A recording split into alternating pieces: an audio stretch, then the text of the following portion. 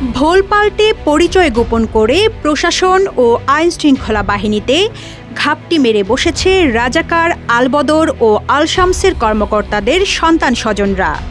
ছাত্র অবস্থায় শিবির ও ছাত্রদল করেছেন এমন অনেকেই এখন বড় আওয়ামী লীগার।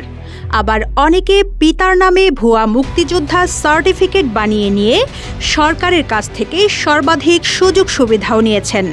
তারা একদিকে অনৈতিকভাবে অর্থ উপার্জন করছেন, অন্যদিকে দেশে বিদেশে তথ্য ফাঁস করছেন সরকারকে বেকায়দায় ফেলতে। প্রশাসন ও আইনশৃঙ্খলা বাহিনীর গুরুত্বপূর্ণ পদে থেকে এই কাজ করছেন অনেকে। তারা পদোন্নতি ও সুযোগ সুবিধা পাচ্ছেন। তথ্য গোপন করে সরকারি সুযোগ সুবিধা গ্রহণকারী সরকারি কর্মকর্তাদের তালিকা করছেন একাধিক গোয়েন্দা সংস্থা।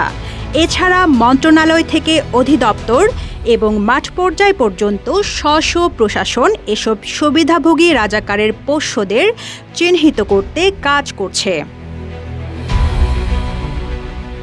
দলীয় নেতা, বড় ব্যবসায়ী, আমলা, আইনশৃঙ্খলা বাহিনীর সদস্য, স্থলবন্দর, বিমানবন্দর দিয়ে স্বর্ণ চোরাচালানকারী ছাড়াও যারা হাজার হাজার কোটি টাকার অবৈধ মালামাল এনেছেন তারা মতিউর দ্বারা উপকৃত হয়েছেন। হাজার হাজার কোটি টাকার কর ফাঁকি দেওয়া ব্যবসায়ীরাও উপকৃত হয়েছেন। তাই তাকে বাঁচানোর জন্য অনেকেই মরিয়া হয়ে উঠেছেন। ইতোমধ্যে সুবিধাভোগীদের দ্বারা মতিউর রক্ষা কমিটি গঠিত হয়ে গেছে, কারণ মতিউর রক্ষা না পেলে অনেকেই ফেঁসে যাবেন। কেউ না বুঝলেও আমরা আপনার প্রয়োজন বুঝি, আর তাই তো অত্যাধুনিক ফিচার সম্বলিত বিভিন্ন সাইজ আর কালারের 250-টিরও বেশি ডিজাইন অপশন নিয়ে ওয়ালটন স্মার্ট ফ্রিজ বোঝে আপনার প্রয়োজন। ঢাকা বিশ্ববিদ্যালয়ে ফিনান্স অ্যান্ড ব্যাংকিং বিভাগের ছাত্র ছিলেন মতিউর। এই বিভাগের ছাত্ররা সরকারের অর্থনৈতিক বিভাগের অনেক গুরুত্বপূর্ণ পদে রয়েছেন। এই গ্রুপটাও মতিউরকে বাঁচানোর জন্য চেষ্টা করছে। ছাত্রাবস্থায় মতিউর ছাত্র শিবির করতেন, পরবর্তীতে ভোল পাল্টিয়ে আওয়ামী লীগার হয়ে যান। এভাবে বিরোধী মতাদর্শীরা নব্য আওয়ামী লীগার সেজে অর্থবিত্তের মালিক বনে যাচ্ছেন। প্রশাসন ও আইন শৃঙ্খলা বাহিনীতে অসংখ্য মতিউর রয়েছেন। রাজাকার, ভুয়া মুক্তিযোদ্ধার পোষ্যসহ দলবাজ, হাইব্রিড ও বিতর্কিতরা এখন নজরদারিতে রয়েছেন।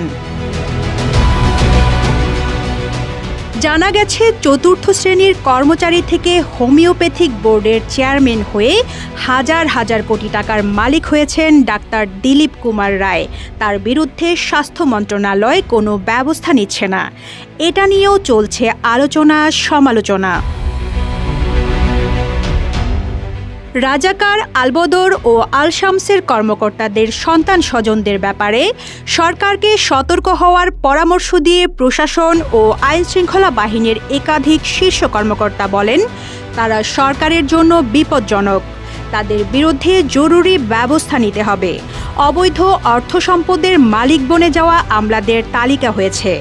আমলাসহ আইনশৃঙ্খলা বাহিনীর 252 জন কর্মকর্তা বিদেশে বিপুল অর্থ পাচার করেছেন, তাদের তালিকা করা হয়েছে। এই তথ্য সম্প্রতি বিভিন্ন গণমাধ্যমে প্রকাশিত হয়েছে। প্রশাসন ও আইনশৃঙ্খলা বাহিনীর একাধিক শীর্ষ কর্মকর্তা বলেন, সরকারের ভেতরে থেকে রাজাকার, আলবদরের পোষ্যরা সরকারের বিরুদ্ধে গভীর ষড়যন্ত্রে লিপ্ত। কেউ কেউ এমপি হয়েছেন, সর্বাধিক সুযোগ সুবিধা পেয়ে আসছেন। রিজওয়ানা রিন্তি, ইত্তেফাক।